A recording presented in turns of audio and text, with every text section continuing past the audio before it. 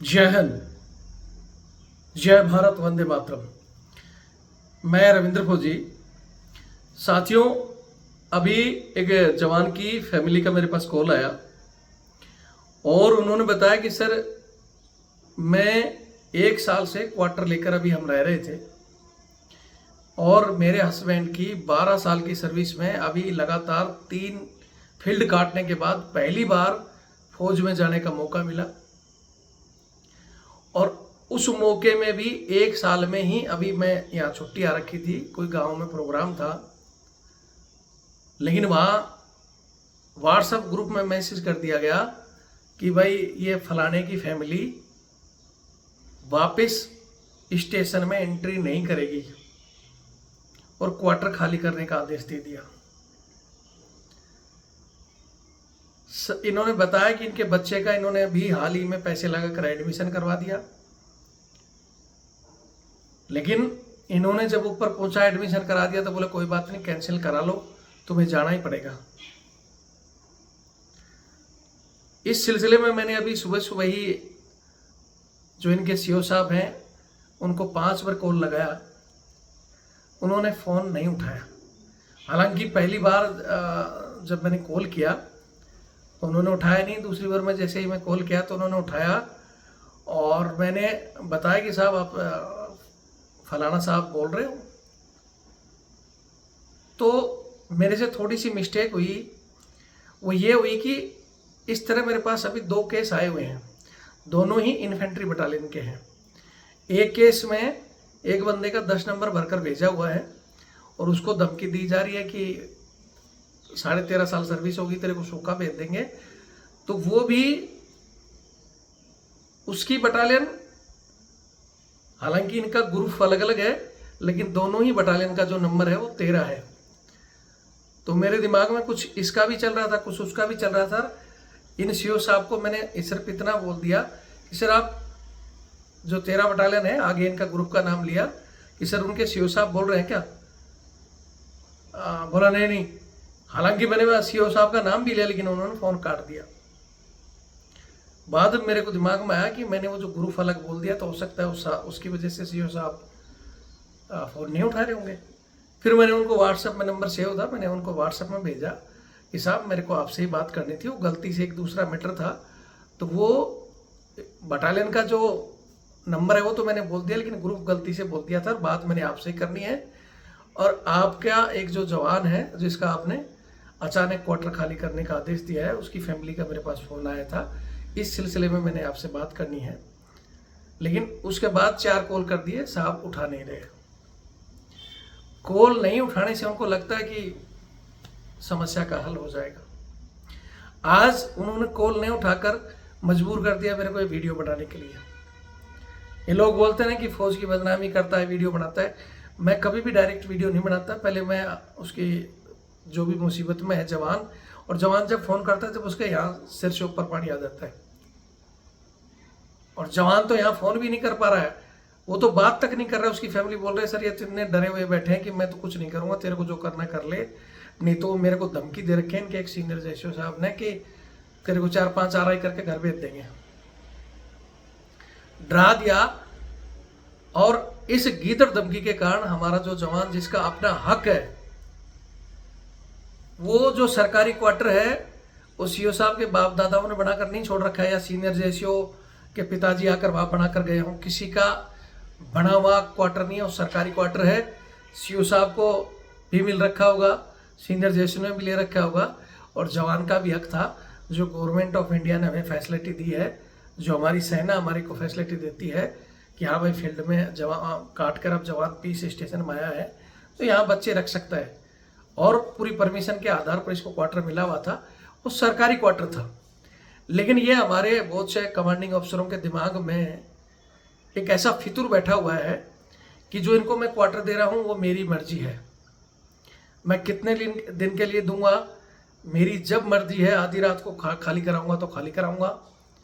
और इसमें इनके जो सीनियर जेसीओज वगैरह हैं उनको भी यही लगता है कि तो माई बाप है सीओ साहब, और इन्होंने कह दिया कि खाली करा, तो इन्होंने उसको बंदे को आदेश दे दिया कि खाली कर भाई।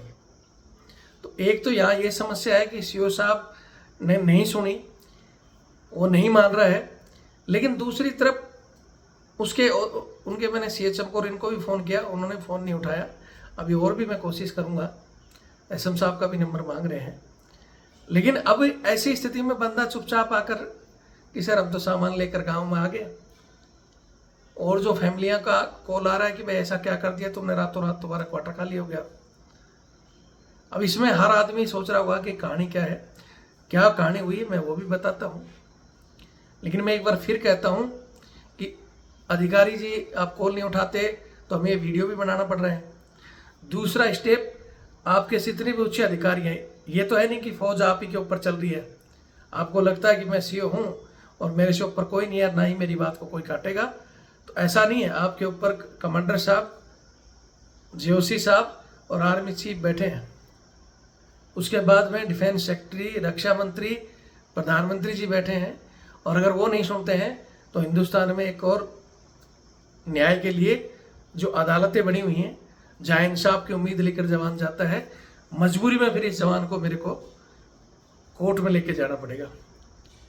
लेकिन हम बात कर कर ये वीडियो बनाकर जवानों का 20, 30, 40 हज़ार रुपये जो कोर्ट में वकीलों को देना है वो बचाने की कोशिश करते हैं। इसलिए हम बात करते नहीं तो हमारे कोई रिश्तेदार थोड़ी ऐसी साहब कि मैं उनको कोई मेरे कोई मित्र हैं या रिश्तेदार हैं बोलूँगा वो मेरी मान जाएंगे। लेकिन हम उनको जो कानूनी नियम है या जो चीज़ें हैं उनको रिक्वेस्ट के तौर पर समझाने की कोशिश करते हैं कि श्रीमान कानून ये कहता है, उसको रहने दो। लेकिन जब वो नहीं मानते हैं तो फिर बाकी रास्ते खुले हैं, और इस वीडियो के बाद में जो प्रक्रिया है वो सारी हमें फॉलो करनी पड़ेगी। यहाँ हिंदुस्तान में जो कानून बना हुआ है या आर्मी के जो लॉ बना हुआ है, आर्मी एक्ट 1915, सारी चीज़ें साफ साफ लिखी हुई हैं। लेकिन फिर भी हमारे कुछ ओहदेदार हैं जो उन कानूनों को तोड़ते भी हैं, उनकी धज्जियाँ उड़ाते हैं। तो जब जिसके जवान के पास ऐसी समस्या आती है वो फिर मुसीबत में हमारे पास आता है। और मैं हमेशा मेरा नंबर देता हूँ, आज भी नोट कर लो, 8290354513 82 90 35 45 13। ये मेरा कॉलिंग और व्हाट्सएप नंबर है। जब ऐसी कोई स्थिति आती है तो हमारे तक दो। ऐसे परेशानी में नहीं आओ, जैसे ये जवान भी परेशानी में और डिप्रेशन में आ गया। उधर एक जवान और है जिसकी मैं कहानी बता रहा था, सेम 13-13, और वो भी उसको एमएच भेज रखा है 10 नंबर भर के। उसका भी हम हल कर देंगे, अभी नंबर मांगा है मैंने, नहीं तो फिर कोर्ट है उनके लिए भी। ऐसी कोई समस्या आती है या आपके दिमाग में ऐसी कोई सोच आती है कि मैं कुछ उल्टा कदम करूं फलाना, डरना नहीं है। आप भी नौकरी कर रहे हो और वो भी नौकरी कर रहे हैं। कोई किसी का बाप नहीं है, ना कोई बॉस है। मैंने कई बार कहा है किसी को बॉस बनना है तो अपनी प्राइवेट कंपनी खोलो।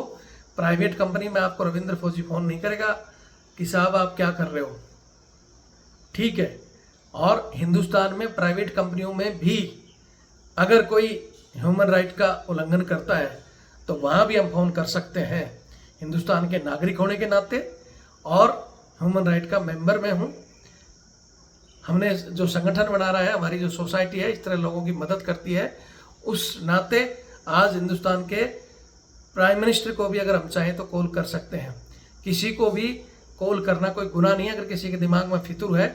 जैसे इस केस में इनके भाई ने भी CO साहब को कॉल किया, लेकिन उल्टा उसको पता नहीं क्या क्या बोला है क्या नहीं है, और बोल रहे हैं कि तेरे भाई पे भी कार्रवाई करवा देंगे। और इसीलिए मैंने CO साहब से कॉल करने की कोशिश की कि अगर वो उन पर कार्रवाई करवा रहे हैं तो मेरे से भी बात करें और मेरे ऊपर भी कार्रवाई करवाएं। मैं देखना चाहता हूं कि ऐसे हमारे CO आज के दिन में, क्योंकि ये सारे मेरे को पता है जितने भी आर्मी एक्ट है या हिंदुस्तान में कानून है अंग्रेजों वाले चल रहे हैं, और आज भी जिनमें ब्रिटिश मानसिकता भरी हुई है वो यही सोचते हैं, वरना तो इनका सीधा सा रास्ता हो सकता था। ठीक है, आपको पहले मैं मोटी सी कहानी बता देता हूँ कि जवान अभी फील्ड काटने के बाद पहली बार वहाँ फैमिली क्वार्टर लेकर आया है। हालांकि जो जवान ने समस्या बताई शुरुआती, तो उसको तो मैंने बोला कि यार कोई बड़ा इश्यू नहीं है। पहले तो इन्होंने ये बताया कि सर मेरे को निचले लेवल में इनके कोई नीचे जो ओहदेदार हैं वो तंग कर रहे हैं, और तंग करने का कारण क्या है कि इनके इस जवान के पिताजी उसी यूनिट में थे। तो बोलते हैं कि तेरे पिताजी ने हमारे को बहुत तंग किया है, इसलिए हम तेरे को परेशान कर रहे हैं। तो अगर ऐसी सोच किसी ओहदेदार की है तो शायद वो अधिकारी से भी घटिया आदमी है। इनके पिताजी जो कि खुद हवलदार से रिटायर है, ये भी नहीं कि कोई बड़े पद से रिटायर होकर कुछ कर गए होंगे और कुछ किया नहीं किया उसका आप इसके ऊपर प्रेशर डालने का क्या मतलब है। ये जब से फैमिली लेकर आया है वो उनका जो परेशान करने का तरीका है कि जब फैमिली वेलफेयर होता है तो किसी बाकी फैमिली मेम्बर को नहीं, बोले सर मेरे को जहाँ मेरी फैमिली और बाकी फैमिलियाँ होती हैं तो स्पेशल वेटर के लिए मेरे को डिटेल करते हैं कि तू जा वहाँ। तो फिर भी मैंने चलो बोला कोई बात नहीं, मेरी फैमिली और सब बैठे रहते हैं, मैं वहाँ ट्रे घुमाता हूँ। उन्होंने चलो कोई बात नहीं, फौज है या तो और भी फैमिली मेम्बर हो वहाँ या ये जूनियर जवान हो, जूनियर भी नहीं है, लैश नायक है, लेकिन फिर भी इसको वहाँ भेजना परेशान करने के लिए। उसके बाद फैमिली मेम्बर होते हुए आने के बाद में झाड़ू पकड़कर बोलते हैं सर जो जवान भी है अग्निवीर है, बोलते हैं इसकी चारपाई के नीचे भी झाड़ू मार दे। मतलब कहीं ना कहीं वो मुंह खोले उसको सजा दिलाएं, इस तरह का उन्होंने प्लान बना रखा है। चलो ये तो मैं बोला फौज की चीज़ें हैं और उनको हम समझा देंगे अगर कॉल उठाएं तो, और वो शायद मार भी जाएंगे।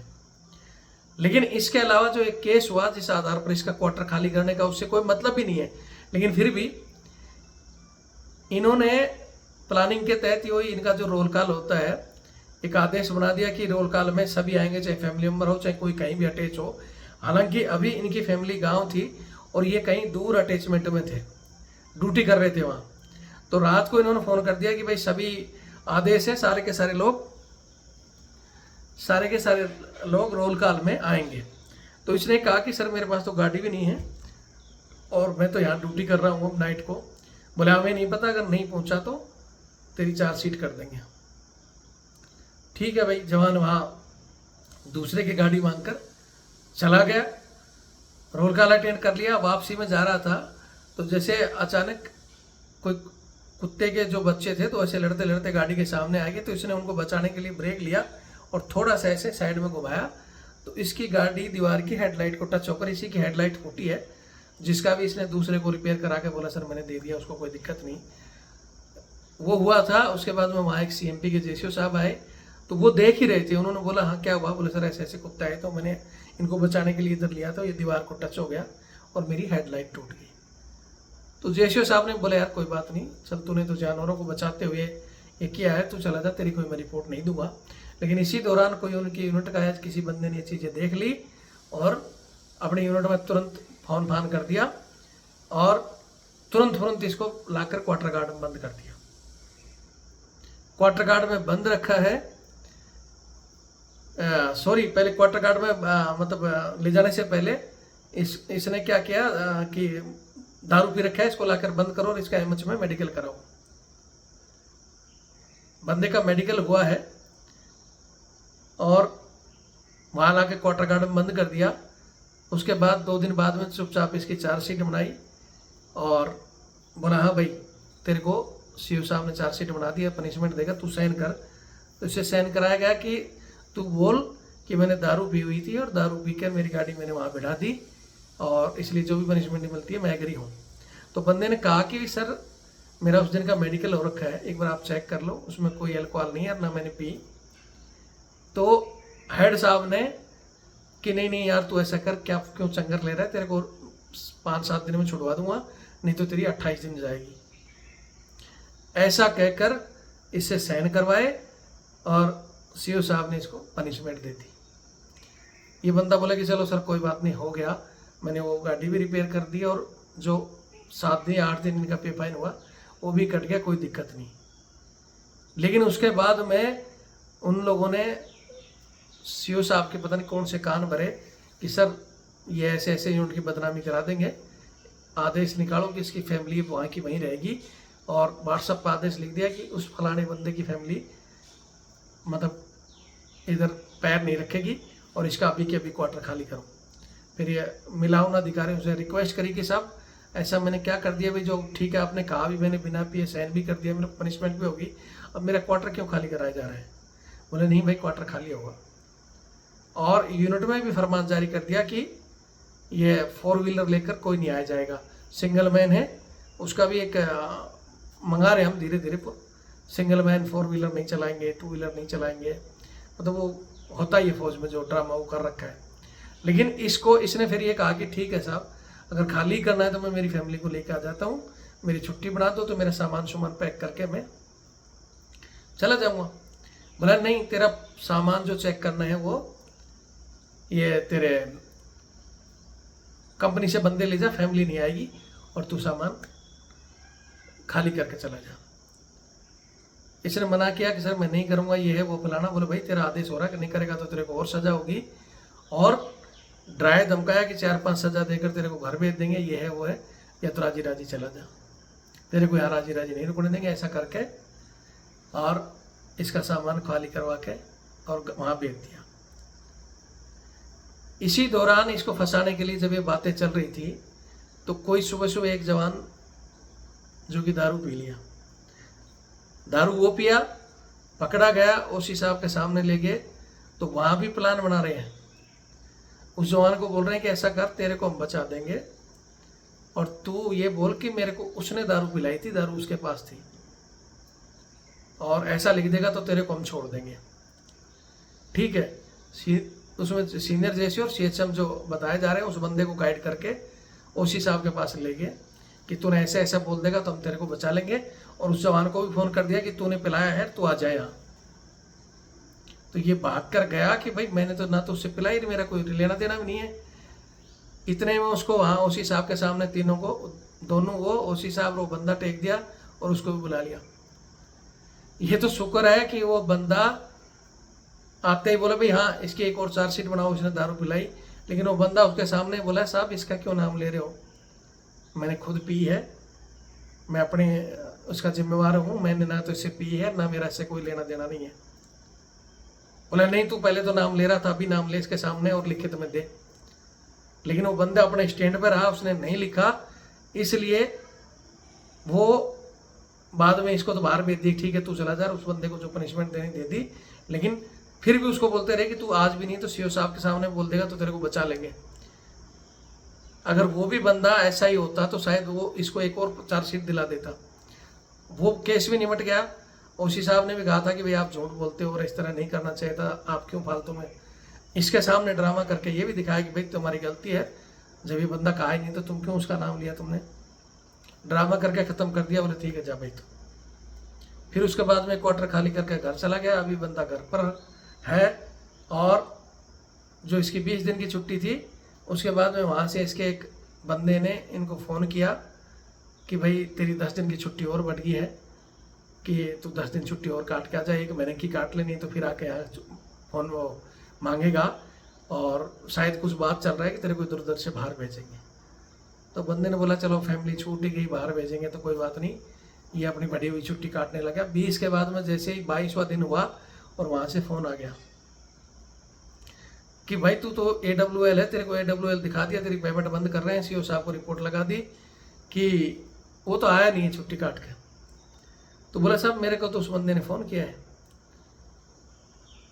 अब बोला उसने नहीं किया, मना कर रहा है वो तो। ऑफिस में बुला लिया उसको भी, ओसी साहब भी सारे इकट्ठे हो गए और फ़ोन कर दिया कि देख। बोला भाई मैंने तो तेरे को फ़ोन नहीं किया। वो भी मुकर गया कि मैंने तो फ़ोन नहीं किया तेरे को। इतना शायद ड्रामा मैंने फौज में नहीं देखा। लेकिन बोला मैंने फ़ोन नहीं किया, तेरी चार्जशीट बन रही है, अभी के अभी 3-4 घंटे में पहुंच जा, और नहीं तो आज से तेरी तनख्वाह बंद और सब कुछ कर देंगे। उसकी फैमिली ने फ़ोन लिया और उससे बात की। बंदा शरीफ है। फैमिली ने बात की कि साहब मेरे सामने इन्होंने कहा था। तो वो फैमिली से बोल रहा नहीं नहीं नहीं बहन जी मैंने तो कहा नहीं, आप ऐसा मत बोले। बोले ठीक है आपने तो नहीं कहा, लेकिन उस बंदे ने एक को कर दिया था कि पहले उसको कॉल किया तो उसने उठाया नहीं, तो उसमें एक मैसेज लिख दिया था कि भाई तेरी उस हिसाब से बात होगी, तेरी 10 दिन छुट्टी बढ़ाई। वो मैसेज लिखा हुआ था, और शुक्र है कि पहली बार उन्होंने उस बंदे का स्क्रीनशॉट ले लिया था उस मैसेज का। और दूसरा जब वो कॉल कर रहा था तो इसकी फैमिली ने कहा भी कि भाई तुम्हारे पर वैसे ग्रह खराब है, तुम बोलोगे लीव स्लिप मंगा लो। इसने बोला कि नहीं नहीं वो मेरा विश्वास वाला बंदा है, वो ऐसा नहीं करेगा, विश्वास वाला बंदा ऐसा नहीं करेगा। लेकिन विश्वास वाला बंदा भी कर गया, और बाद में जब उसको स्क्रीनशॉट भेजा गया तो सीनियर जैसे और ओसी सारे शक पका गए, या तो है सीओ साहब के सामने मामला जाएगा तो ये बिगड़ जाएगा। बोला ठीक है तू काट के आ जा, बाद में देखेंगे। और इसने मैसेज तो गलती से कर दिया था, या तो तू आ जा या हम बात करते हैं ऊपर। ऐसे करके बाद में बात करके क्यों चीज़ें सीओ तक पहुँची होंगी और वो उसकी और छुट्टी बना दी। फिर उस बंदे का कॉल आता है कि भाई मेरे को माफ़ कर दो, इनकी मैडम से भी माफ़ी मांग रहा था, बहन जी मैं क्या करूं, मेरे पर तो इतना प्रेशर था कि तूने फ़ोन ही तो किया, तू मुकर जा, कि मैंने तो ऐसे नॉर्मल बातचीत के लिए गया था, छुट्टी का कोई मतलब नहीं था। तो बोला इन्होंने मेरे को ज़बरदस्ती कराई कि तेरा प्रमोशन रोक देंगे, तेरा ये कर देंगे।